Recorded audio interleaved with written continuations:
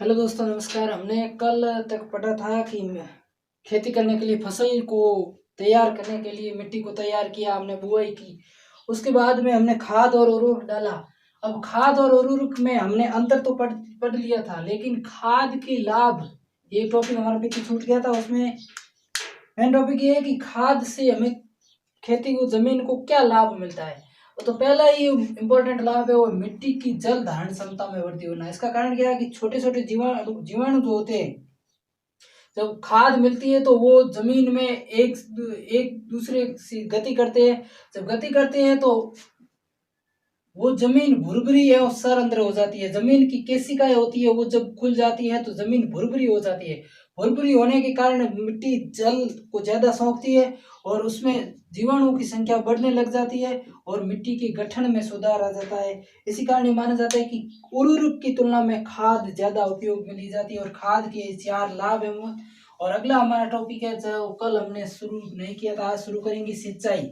अब सिंचाई खेतों में कैसे करते हैं और सिंचाई का कारण क्या है, किस तरीके से सिंचाई की जाती है। सिंचाई का मतलब फसल को पानी देना, फसलों को पानी देना सिंचाई कहलाता है। अब सिंचाई 2 तरीके से की जाती है, एक छिड़काव तंत्र, छिड़काव तंत्र, स्प्रिंकल सिस्टम।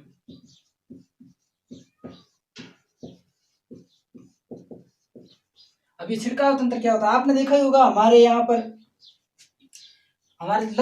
हमारे इस एरिया में लगभग छिड़काव तंत्र का उपयोग होता है। और छिड़काव तंत्र में क्या होता है, लंबे पाइप बिछाए होते हैं और उसके ऊपर एक छोटा पाइप लगा होता है और उसके ऊपर एक नोजल लगा होता है।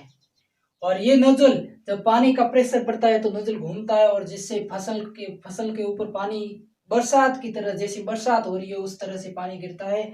और दूसरा जो हमारा सिस्टम है वो है ड्रिप तंत्र, ड्रिप सिस्टम। ड्रिप सिस्टम, अब ड्रिप सिस्टम क्या होता है, ये ड्रिप सिस्टम सामान्यतः वहां पर उपयोग किया जाता है जहां पर बागवानी खेती की जाती है, जहां पर पुष्पी खेती की जाती है, या जहां पर सब्जी छोटे मात्रा में बागानों में खेती की जाती है, वहां पर ड्रिप सिस्टम का उपयोग किया जाता है। ड्रिप सिस्टम का मतलब होता है बूंद बूंद कर पानी देता है। इसमें पाइप पौधों की जड़ों पर बिछाए जाते हैं और जड़ों पर बिछाने के बाद वहां पर बूंद बूंद पानी की सिंचाई होती है, जिससे पानी की भी बचत होती है। और पानी के साथ साथ वहां पर बागवानी खेती के लिए ये तंत्र हमेशा उपयोगी रहता है। और सिंचाई के 2 तरीके और परंपरागत कुछ सिंचाई के स्रोत है। वर्तमान समय में जब ट्यूबवेल का निर्माण हो गया तो सिंचाई ऐसे होती है, परंतु पुराने समय में सिंचाई अलग अलग तरीकों से होती थी। जैसे कि कुओं से सिंचाई करना, कुएं है, तालाब, नलकूप, ऐसे कई तरीके हैं जिनसे खेतों में सिंचाई की जाती थी। लेकिन आज के टाइम में यहाँ छिड़काव तंत्र है, ड्रिप सिस्टम में ऐसे ज्यादा उपयोग मिले जाते हैं। लेकिन पुराने समय में कुएं, तालाब, नलकूप आज भी कई जगहों पर ऐसे इनके उपयोग से सिंचाई की जाती है। और अगला, सिंचाई के बाद में जब फसल को पानी मिलता है तो सिंचाई के बाद में कुछ दिनों में जब फसल जमीन से ऊपर आ जाती है तो वहां पर कुछ अवांछनीय पौधे, अवांछनीय, जिनकी कोई जरूरत नहीं होती है, वहां पर अवांछनीय पौधे उगाते हैं जिनकी वहां पर कोई जरूरत नहीं होती है। उन अवांछनीय पौधों को खरपतवार बोलते हैं, खरपतवार। अब खरपतवार क्या नुकसान पहुंचाते हैं और खरपतवार को कैसे हटाते हैं। खरपतवार क्या होते हैं कि कुछ पौधे होते हैं, जैसे कि कुछ लेग्यूमिनेसी कुल की दाल वाले पौधे, लेग्यूमिनेसी पौधे जो फलीदार होते हैं। और इन पौधों की जड़ों में एक जीवाणु पाया जाता है, राइजोबैक्टीरिया, राइजोबियम। यह जीवाणु पौधों के लिए जमीन से नाइट्रोजन का स्त्रीकरण करके पौधों को नाइट्रोजन की आपूर्ति करता है। और जब ये खरपतवार उग जाते हैं तो ऐसे कई, जैसे राइजोबियम जीवाणु है, तो वो जीवाणु उन पौधों को साथ साथ में मिलने लग जाते हैं और वो पौधे वहां पर एक तरह का उन फसल होती है, फसल को पोषक तत्व तो नहीं मिल पाते हैं। इस कारण खरपतवार को हटाया जाता है। जब फसल जमीन से थोड़ी बहुत ऊपर आ जाती है तो उस समय सब खरपतवारों को हटाया जाता है। कैसे हटाया जाता है? खरपतवार को कुदाली से या किसी हथियार से, दरांती से काट कर हटाया जाता है। और उसके बाद में जब खरपतवार हट जाता है तो फसल सुचारू रूप से वृद्धि करना शुरू कर देती है। और कुछ रासायनिक पदार्थ होते हैं, खरपतवार नाशी बोलते हैं, जैसे खरपतवार नाशी रासायनिक पदार्थ होते हैं, इनके द्वारा भी खरपतवारों को हटाया जाता है। अब रासायनिक पदार्थ जैसे कि एक पदार्थ है 2,4-D।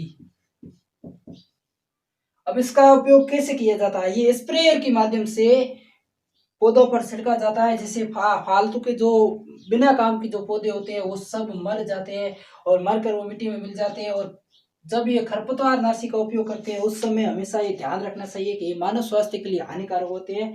उसके लिए मानव को अपनी सुरक्षा पहले इम्पोर्टेंट। कई बार सवाल आ सकता है कि खरपतवार मनुष्य के स्वास्थ्य पर क्या प्रभाव डाले। खरपतवार हमेशा मनुष्य के स्वास्थ्य में श्वसन क्रिया पर प्रभाव डालते हैं, श्वसन क्रिया और त्वचा पर प्रभाव डालते हैं। इसलिए खरपतवार का जिस समय उपयोग करते हैं उस समय मुंह पर मास्क लगा होता है और त्वचा हमेशा शरीर पर पूरे कपड़े पहने हुए होने चाहिए।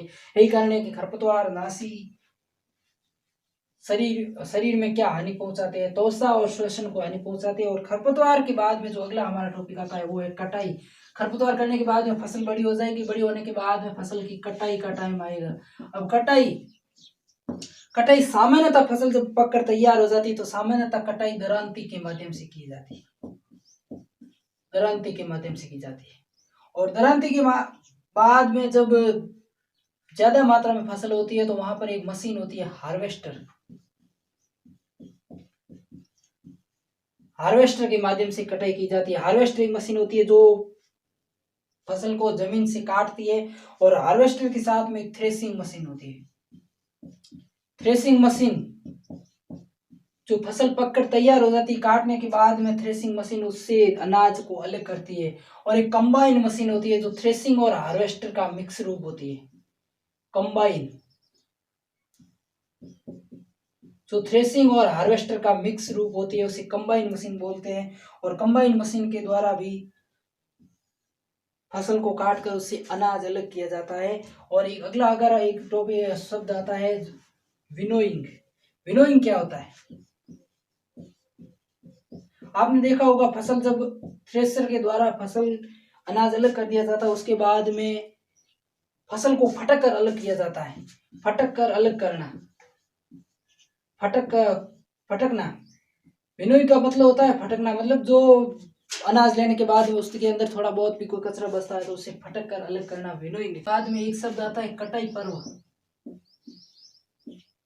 अभी कटाई पर्व क्या था? कटाई पर्व मतलब जब किसान 3-4 महीने बहुत ज्यादा मेहनत करके फसल को तैयार करता है, उसके बाद में फसल काटता है। तो फसल काटने के बाद में किसानों के पास में कुछ टाइम मिलता है जब वो आराम करते हैं, फ्री हो जाते हैं खेतों से। उस समय वो एक हर्षोल्लास के साथ में जो अपनी मेहनत की कमाई हुई फसल होती है उसकी खुशी में एक पर्व मनाते हैं, जिसमें वो कई तरह के आयोजन करते हैं, पकवान बनाते हैं। उससे वो जो टाइम होता है उसे बोलते हैं कटाई पर्व। अब कटाई करने के बाद में उस अनाज का क्या किया जाता है? उस अनाज का भंडारण किया जाता है। अब भंडारण कहाँ किया जाता है? भंडारण बड़े बड़े गोदामों में किया जाता है। और गोदामों में भंडारण अनाज को सुरक्षित रखने के लिए वहां पर जीवाणु है, कवक है, कोई कई ऐसे छोटे छोटे जीव है, उन सब से सुरक्षित रखने के लिए वहां पर कई पहले रासायनिक पदार्थ छिड़के जाते हैं। उसके बाद में वहां पर नीम की पत्तियां जो छोटे छोटे जीवाणु को वहां पर नहीं आने देती है। नीम की पत्तियां आना भंडार गृह में भर दी जाती है। और उसके बाद में नीम की पत्तियों की या कई ऐसे दूसरे पौधों की पत्तियों को वहां पर भर दिया जाता है। उसके बाद में उस पकाए हुए अनाज को रखा जाता है। और एक शब्द है साइलो। अभी साइलो क्या होता है? सामान्यतः जब भंडार गृहों में अनाज को सुरक्षित रखा जाता है तो जो अनाज रखा हुआ भंडार गृह होता है उसे साइलो बोलते हैं। मतलब अनाज का भंडारण करना, अनाज का भंडारण करना साइलो कहलाता है। अनाज का भंडारण करना साइलो कहलाता है। और इसके बाद में एक बीच में हमारा सवाल छूट गया था कि धान की खेती है वो वर्षा ऋतु में ही क्यों की जाती है। एक सवाल है छोटा सा कि धान की खेती वर्षा ऋतु में क्यों की जाती है।